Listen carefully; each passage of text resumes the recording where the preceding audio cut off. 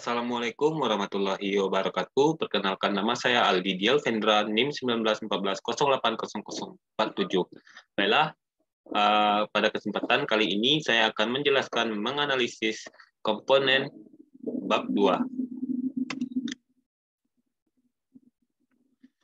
Pertama, pengertian dari kajian pustaka. Kajian pustaka atau literatur review merupakan sebuah aktivitas untuk meninjau atau mengkaji kembali berbagai literatur yang telah dipublikasikan oleh akademis atau peneliti lain sebelumnya terkait topik yang akan kita teliti. Dalam rangkaian proses penelitian, sebelum, ketika, atau setelah melakukan penelitian, peneliti biasanya diminta untuk menyusun tinjauan pustaka. Umumnya, sebagai bagian diminta pendahuluan dari usulan penelitian ataupun laporan hasil penelitian. Contohnya, penelitian R&D, pengembangan media pembelajaran fisika berbasis Android menggunakan Adobe Air for Android pada pokok bahasan usaha dan energi untuk siswa SMA maupun MA.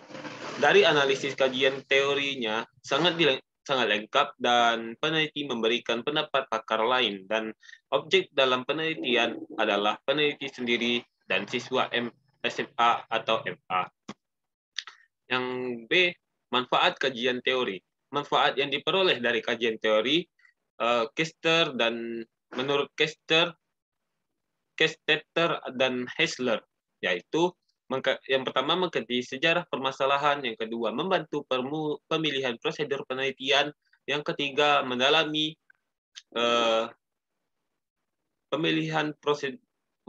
mendalami landasan teori yang berkaitan dengan permasalahan, yang keempat mengkaji kelebihan dan kekurangan hasil penelitian terdahulu, yang kelima menghindari duplikasi penelitian, dan yang terakhir menunjang perumusan masalah.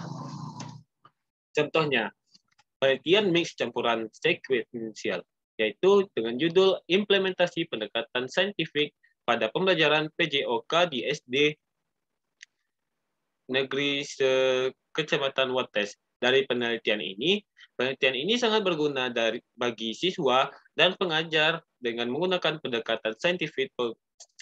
Perubahan kurikulum baru 2013 nantinya akan ditekankan tematik dan ke depan akan lebih banyak dipelajari siswa di tingkat SD. Yang C, sumber-sumber dari kajian teori. Sumber primer adalah hasil-hasil penelitian atau tulisan-tulisan karya penelitian atau teori orisinil. Sumber primer mengandung teks utuh dari laporan penelitian atau teori sehingga lebih detail dan teknis. Contohnya, sumber sekunder adalah studi empiris yang diterbitkan pada jurnal. Yang kedua ada sumber sekunder. Adalah bahan pustaka yang ditulis dan dipublikasikan oleh penulis yang tidak secara langsung melakukan pengamatan atau berpartisipasi dalam kenyataan yang ia deskripsikan atau bukan penemu teori. Yang ketiga ada sumber preliminar, adalah bahan-bahan daftar pustaka rujukan yang membantu seseorang mengidentifikasikan dan menemukan sumber primer dan sekunder. Sumber ini bermanfaat untuk menunjukkan jenis-jenis tertentu yang diperlukan dalam tujuan pustaka, dan untuk mencari bidang subjek tertentu, sehingga penelitian akan menghemat waktu, biaya, dan tenaga. Sumber preliminar dapat berupa indeks dan abstrak. Contoh analisis: penelitian deskriptif kuantitatif, sintesis lapisan titanium dioksida dengan doping ganda copper silver untuk aplikasi fotodioda di sensitizer solar cell. Dari penelitian di atas dapat dianalisis sumber yang digunakan dalam kajian pustaka adalah sumber preliminar. Yang selanjutnya D. Kajian penelitian yang membutuhkan kajian teori. Kajian teori merupakan salah satu tahap dalam proses penelitian yang harus dilakukan oleh peneliti. Penyusunan kajian teori menjadi dasar pertimbangan dalam menunjukkan langkah-langkah penelitian. Seorang peneliti harus memiliki kesadaran yang tinggi perihal menyusun kajian teori yang baik dan benar. Contoh analisisnya pada penelitian mix, sekuensial, implementasi pendekatan saintifik pada pembelajaran PJOK di negeri SD Negeri Kecamatan Wates. Judul skripsi di atas, apabila dianalisis, maka dapat dilihat bagian penelitian yang dibutuhkan kajian teori adalah implementasi pendekatan saintifik siswa dan pengajar. Cara mengkaji bahan pustaka. Mengkaji bahan pustaka, kita dapat melakukan dengan cara mengidentifikasi sumber atau bahan yang relevan dan masalah penelitian, mencari judul-judul hasil penelitian yang relevan, memilih dan memilah sumber pustaka yang paling relevan dari hasil penelitian, menyusun bahan pustaka mana yang paling sesuai. Contoh analisisnya pada penelitian PTK dengan judul Upaya Meningkatkan Hasil Belajar Siswa dan Menggunakan Student Teams Achievement Division yang disebut dengan STAT pada mata pelajaran fisika di Sekolah Menengah Atas Negeri 2 Tanjung Jabung Timur. Kajian teoritik pengertian model pembelajaran diartikan sebagai prosedur sistematik dalam mengorganisasikan pengalaman belajar untuk mencapai tujuan belajar. Dapat juga diartikan suatu pendekatan yang digunakan dalam kegiatan pembelajaran. F. Tahapan penyusunan kajian atau teori atau kajian pustaka. Yang pertama, dengan melakukan identifikasi terhadap variabel-variabel yang terungkap secara eksplisit dalam rumusan masalah penelitian. Yang kedua, kita harus menyiapkan folder-folder dalam komputer peneliti yang akan memuat nama dari masing-masing variabel. Selanjutnya mulailah melakukan pengkajian terhadap tahapan bahan pustaka yang diperoleh dengan terlebih dahulu fokus pada variabel terikatnya, baru kemudian pada variabel bebasnya. Selanjutnya membaca karya-karya ilmiah hasil penelitian sebelumnya yang terkait. Selanjutnya mencatat hasil interpretasi terhadap bahan-bahan bacaan.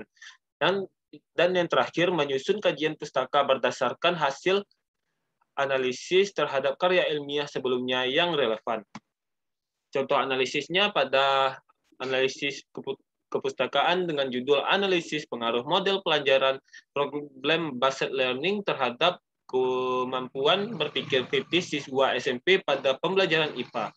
Pengkajian yang dilakukan melalui analisis isi data yang diperoleh berupa jurnal, artikel, skripsi, dan sumber yang relevan dengan penelitian ini diolah melalui tahap editing, organizing, dan penemuan hasil penelitian dari beberapa jurnal yang telah dikaji. Dapat disimpulkan bahwa model pembelajaran problem-based learning berpengaruh positif terhadap peningkatan kemampuan berpikir kritis siswa SMP pada pembelajaran IPA. G. Variabel dan indikator. Variabel merupakan atribut sekaligus objek yang menjadi titik perhatian suatu penelitian. Jenis-jenis variabel dalam penelitian antara lain variabel bebas dan variabel terkait, variabel aktif dan variabel atribut, variabel kontinu dan variabel kategori, termasuk juga variabel laten. Indikator yang ada di dalam definisi operasional harus ada di dalam subbab operasional kajian teori. Karena sebenarnya indikator didefinisikan operasional ide pokoknya dijiwai oleh teori. Contoh analisisnya pada penelitian pengembangan dengan judul Pengembangan Media Pembelajaran Fisika berbasis Android menggunakan Adobe Air for Android pada pokok bahasan usaha dan energi untuk siswa SMA. Variabel Variabelnya media pembelajaran berbasis Android dengan menggunakan Adobe Air for Android. Indikatornya aspek kelayakan desain dan aspek pembelajaran. Kerangka berpikir.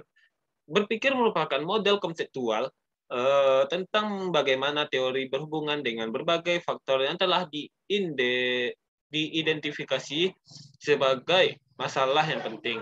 Kerangka berpikir yang baik akan menjelaskan secara teoritis peraturan antara variabel yang akan diteliti. Jadi secara teoritis perlu dijelaskan hubungan antara variabel independen dan dependen. Bila dalam penelitian variabel moderator dan intervening, maka juga perlu dijelaskan mengapa variabel itu ikut dilibatkan dalam penelitian. Keterkaitan antara variabel tersebut selanjutnya dirumuskan dalam bentuk paradigma penelitian yang didasarkan pada kerangka berpikir. Contoh analisisnya pada penelitian korelasi. Korelasi antara kesehatan peserta didik selama pandemi COVID-19 terhadap motivasi belajar fisika peserta didik kelas 10 MIPA sama SMA. Angkasa Adi Sujipto, Yogyakarta, tahun ajaran 2019-2020. Dalam penelitian ini, yang menjadi variabel bebasnya adalah kesehatan selama pandemi COVID. Penelitian ini variabel bebasnya adalah kesehatan peserta didik selama pandemi COVID dan variabel terikatnya adalah motivasi belajar fisika peserta didik di kelas 10 MIPA SMA Angkasa Adi Sujipto, Yogyakarta, tahun ajaran 2019-2020. Yang selanjutnya yang I, hipotesis. Hipotesis merupakan jawaban sementara terhadap rumusan masalah penelitian, di mana rumusan masalah penelitian telah dinyatakan dalam bentuk kalimat pernyataan. Dikatakan sementara karena jawaban yang diberikan baru didasarkan pada teori yang relevan, belum didasarkan pada fakta-fakta empiris yang diperoleh melalui pengumpulan data. Jadi, hipotesis juga dapat dinyatakan sebagai jawaban teoritis terhadap rumusan masalah penelitian, belum jawaban yang empirik. Contohnya pada penelitian mix sekuensial dengan judul Analisis Faktor Ketimpangan Kontribusi Kecerdasan Intelektual atau IQ terhadap prestasi belajar mahasiswa pendidikan fisika angkatan 2016 UIN Alauddin Makassar. Penelitian ini merupakan jenis penelitian mixed method, yaitu penelitian yang menggabungkan dua penelitian yang telah ada sebelumnya, yaitu penelitian kuantitatif dan penelitian kualitatif. Desain yang digunakan yaitu sequential explanatoris. Pada desain ini, tahap pertama yang dilakukan adalah mengumpulkan data kuantitatif, kemudian dilanjutkan dengan pengumpulan data kualitatif. J. Penelitian relevan. Penelitian yang merumuskan hipotesis adalah penelitian yang harus pendekatan kuantitatif. Pada penelitian kualitatif, tidak dirumuskan hipotesis. Selanjutnya, hipotesis tersebut akan diuji oleh peneliti dengan menggunakan pendekatan kuantitatif. Pendekatan penelitian berkaitan dengan tujuan utama penelitian, apakah peneliti bermaksud menjelaskan hasil pengukuran suatu variabel apa adanya atau membandingkan antara aspek yang diteliti maupun menghubungkan antara variabel. Contohnya pada penelitian mix sekuensial yang judulnya sama dengan sebelumnya, hasil penelitian dapat digunakan sebagai acuan untuk penelitian tentang inteligensi dan prestasi belajar selanjutnya. Metode penelitian kombinasi atau mix adalah suatu penelitian yang atau menggabungkan antara metode kuantitatif dan metode kualitatif untuk digabungkan secara bersama-sama dalam suatu kegiatan penelitian. Mungkin hanya itu saja yang dapat saya jelaskan. Lebih dan kurang mohon maaf. Wabillahi taufik wal hidayah. Wassalamualaikum warahmatullahi wabarakatuh.